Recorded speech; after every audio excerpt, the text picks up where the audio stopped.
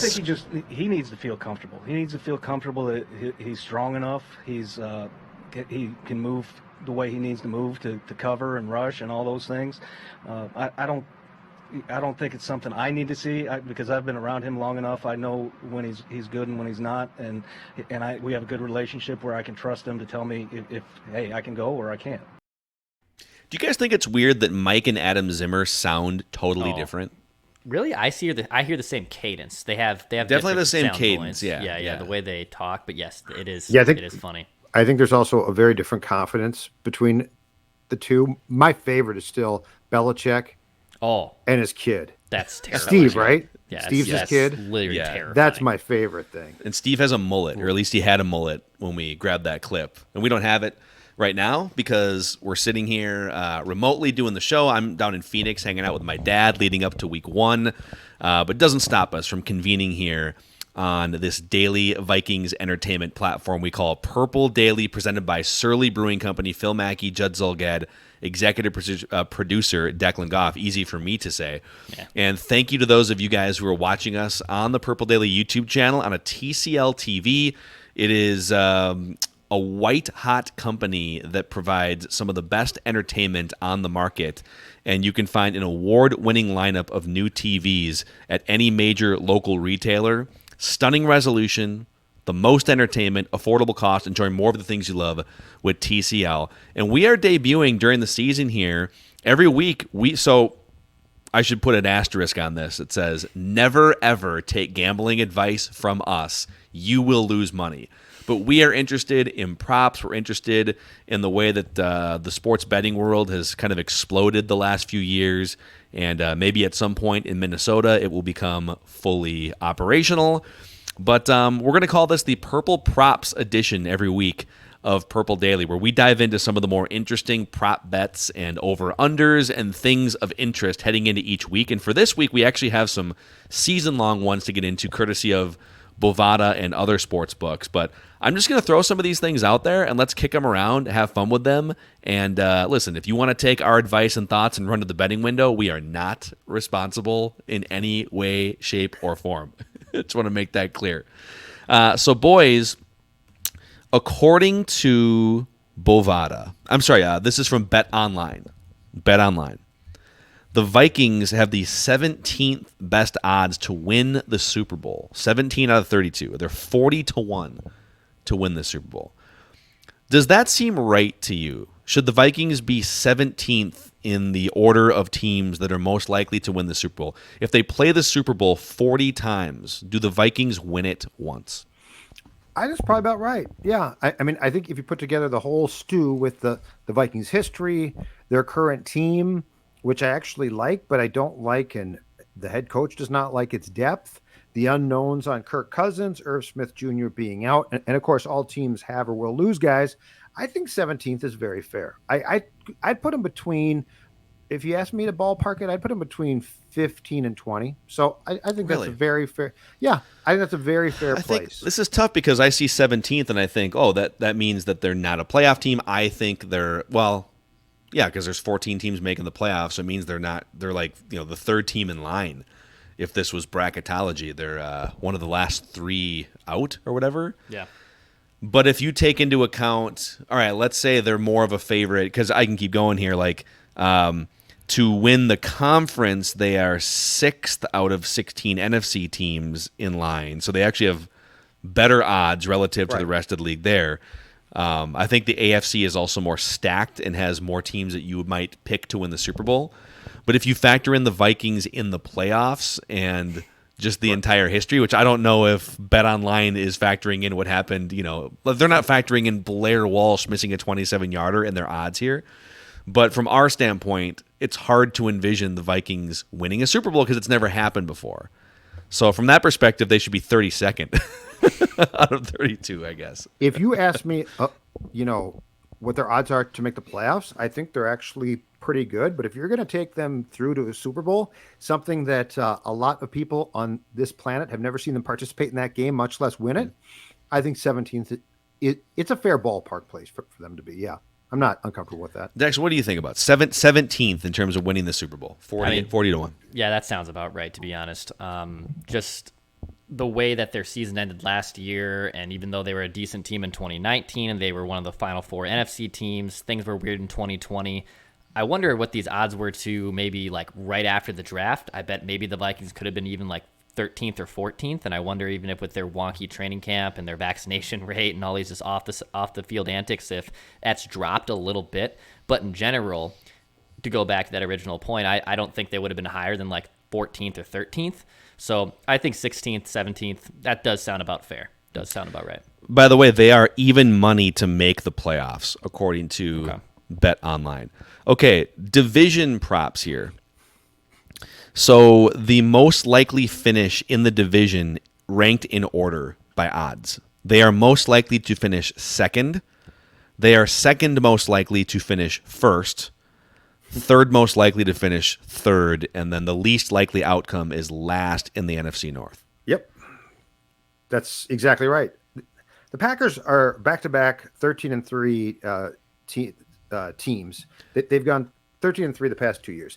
Aaron Rodgers, who we thought might not be back, is coming back. It's very hard to knock Green Bay off that mountaintop with what they've done. So I think the Vikings will make the playoffs. I think they'll be a wild card, but I think they will probably finish in second place. So again, I think, that's the thing is these odds are really grounded in a pretty good foundation. So I would say if you came to me and said Vikings are going to make the playoffs, but they're going to finish in second and go in as a wild card, I'd say that makes perfect sense to me. Yeah, even if like for me, and I'm excited to do these prop bets like and other betting stuff over the season and whatnot. But I like to literally gamble. I like the high payout. I like to put my money on something that has a higher payout and less likely chance of happening. So like if I'm a Detroit Lions fan and I know that I'm going to be picking fourth, I'd be putting money that I'm not going to pick fourth because I'm going to get probably a good payout, right? So that's you're in on Dan Campbell, is what you're saying. I'm in on Man Campbell, not Man just Campbell for to win Super Bowl. Dan Campbell. That's for the content of our show too, by the way. But yes, I would be wanting to do that. But to the Vikings' credit, they probably should be second. That sounds right. Yeah. I think the Packers is as much as we all sort of hoped and laughed, and I mean their whole situation the entire offseason was hilarious. It was great fodder. It looked for a minute like there was zero chance Rodgers was going to play a snap for the Packers.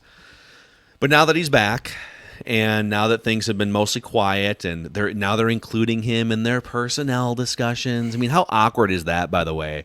Poor Brian Gutekunst. I mean, this guy has botched the whole thing, so I don't feel super bad for him. Just be a better communicator from the get-go. But Aaron Rodgers is so ridiculously high maintenance.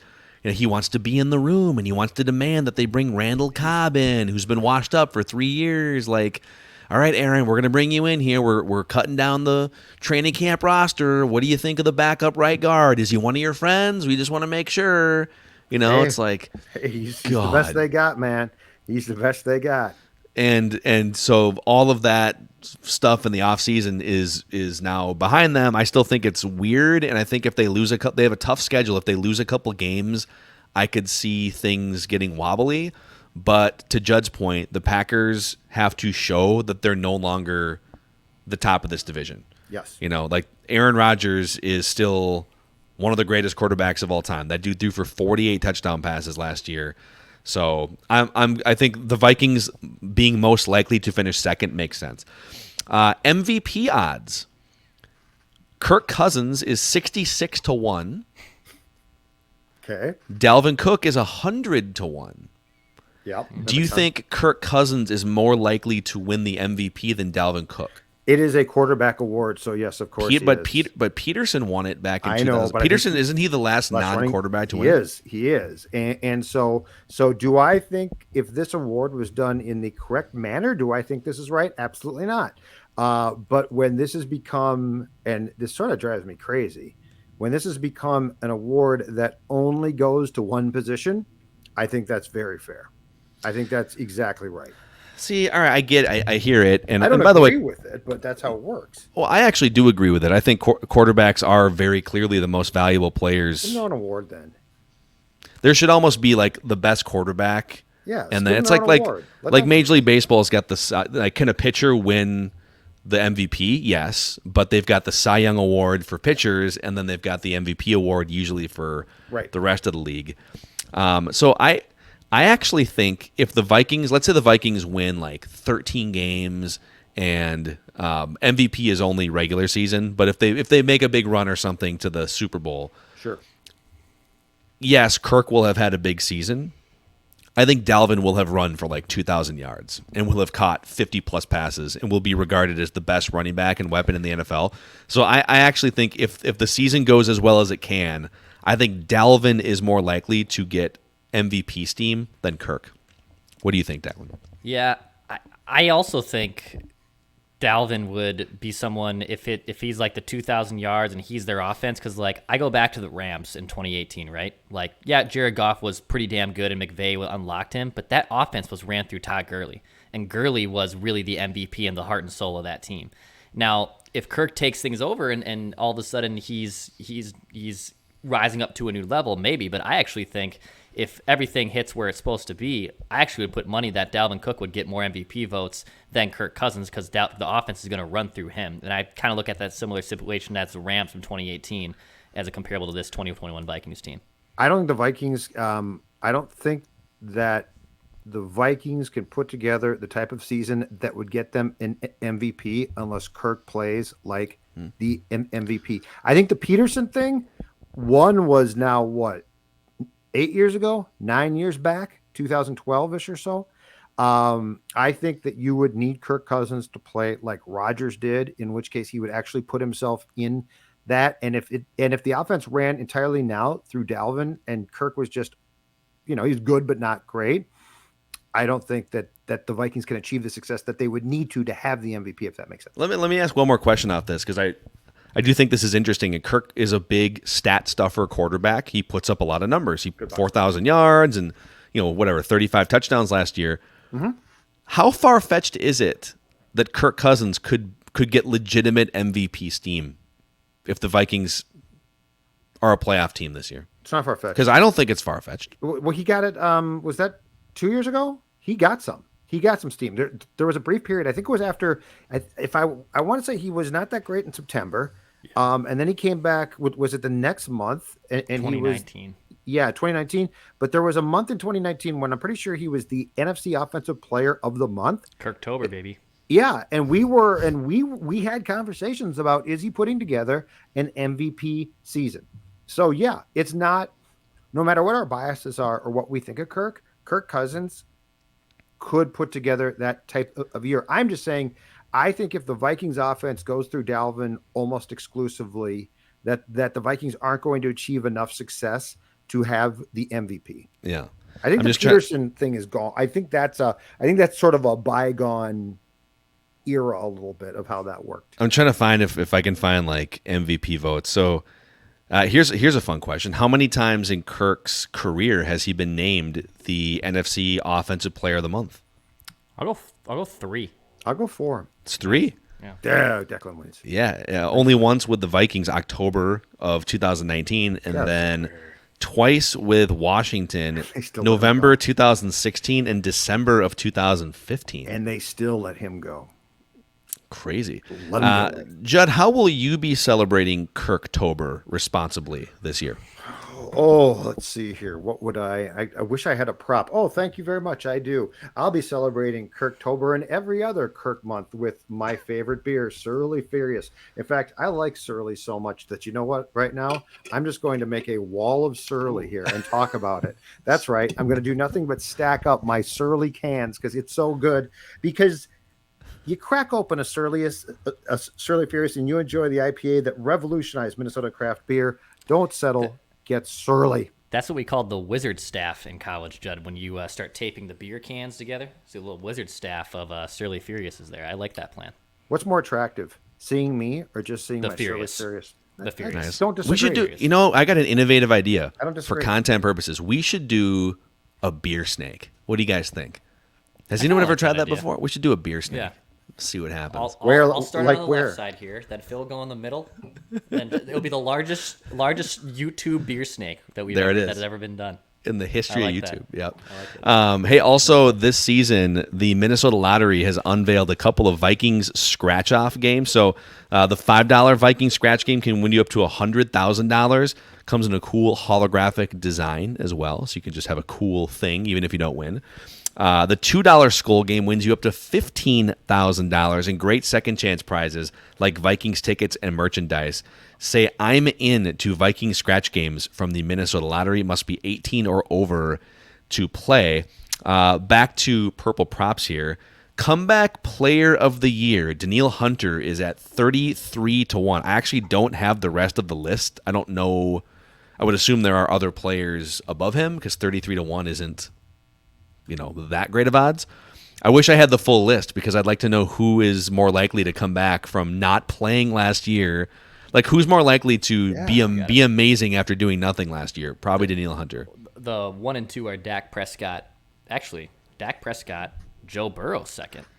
So Dak Prescott averaged 400 yards a game before he got hurt last year. I guess because he only played 5 games, he's eligible on that list. All right. And then rounding out the top 5, Christian McCaffrey third, Nick Bosa defensive end fourth, Saquon Barkley for the Giants fifth.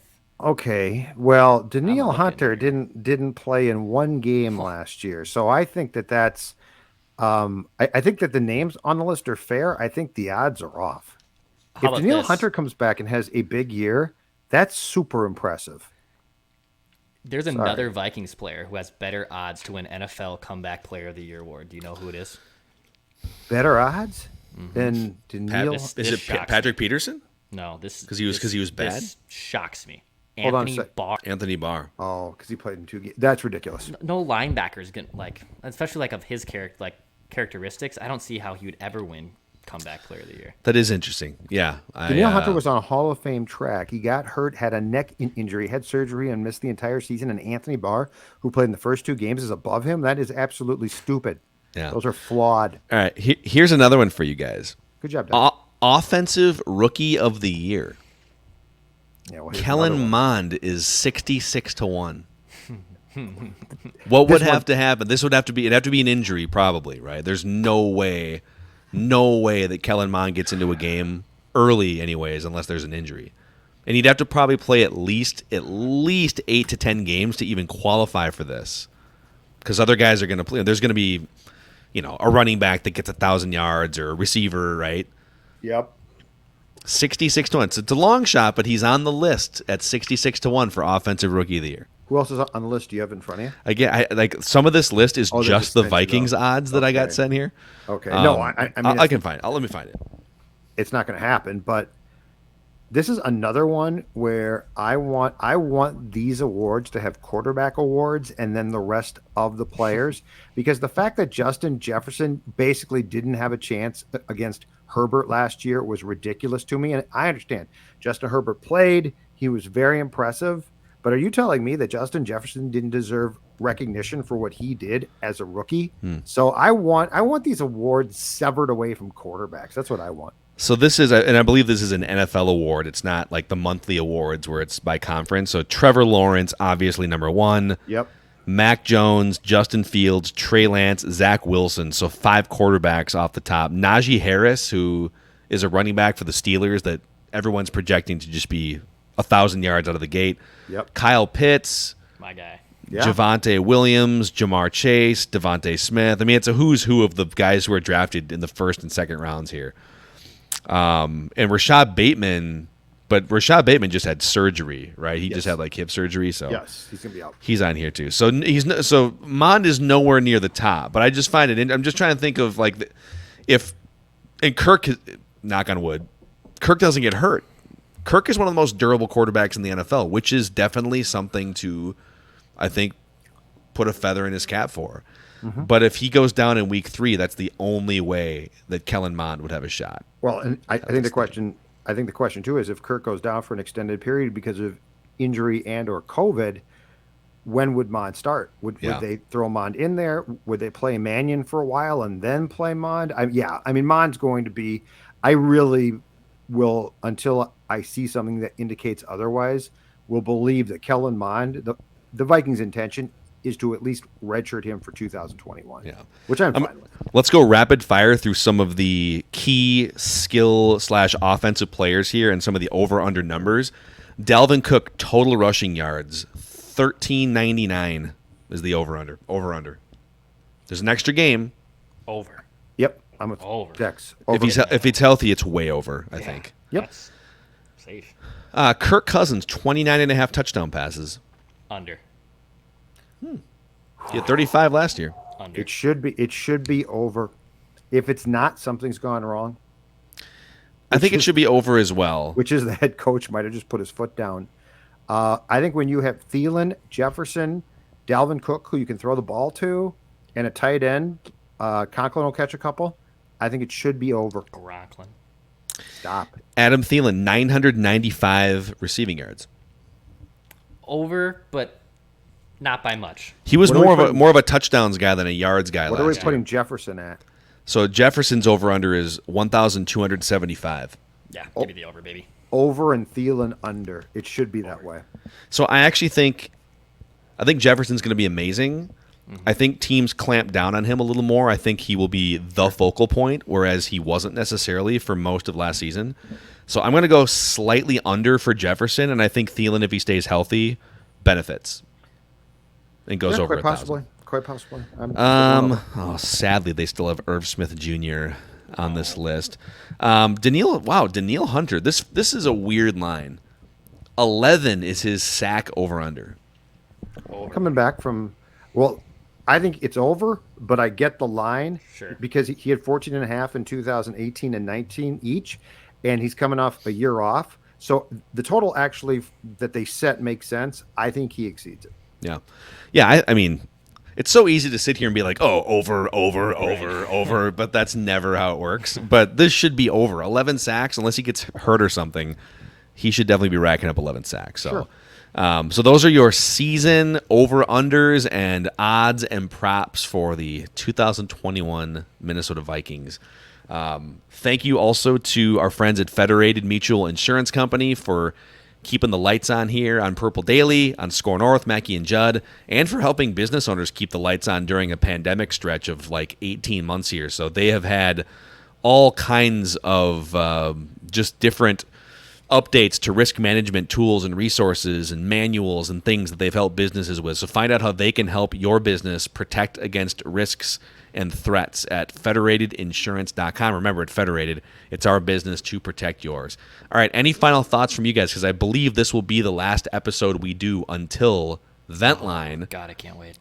I should mention, what's the email address people should hit us up at if you want to participate live after the game on Ventline? VikingsVentline@gmail.com for our visual There you audience go. that's seeing scrolling across the bottom of the screen. VikingsVentline@gmail.com. I actually, believe it or not, I already have had 3 or 4 people reach out wanting to get in queue. So this Boom. is when everyone always wonders what's the guy on the left doing. This is where I make most of my money. Is the 90-minute Ventline special of the Kermit the Frog gif of him typing like a crazy person. That is me for Ventline. So that is where I get my worth out on Sundays. It really is. You know, obviously we're gonna pat ourselves on the back and self promote and whatnot, but like it legitimately is the most fun, interactive, and we think the best Vikings postgame show out there. I know there's some radio products out there, but this is the real deal. It's definitely the most watched and listened to thing that we do on Purple Daily. So if you haven't checked it out, please join us right after the Vikings game this Sunday against the Bengals. I think you guys will have fun. So, all right, it's a wrap. All right, we done? Purple Daily. I got to get back to work. See you guys Presented later. by Surly. Judd stacking the cans. All right, Bye, it's everybody. time. The off season's over. Let's do it. Yes.